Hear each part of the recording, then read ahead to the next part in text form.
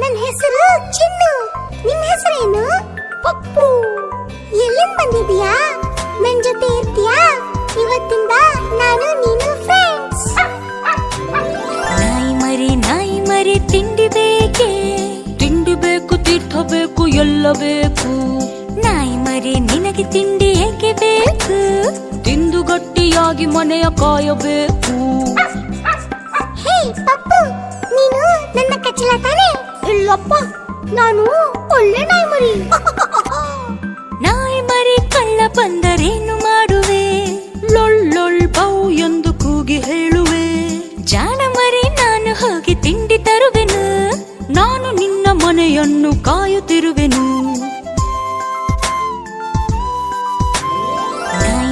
ನಾಯಿ ಮರಿ ತಿಂಡಿ ಬೇಕೆ? ತಿಂಡಿ ಬೇಕು, ತೀರ್ಥ ಬೇಕು, ಎಲ್ಲ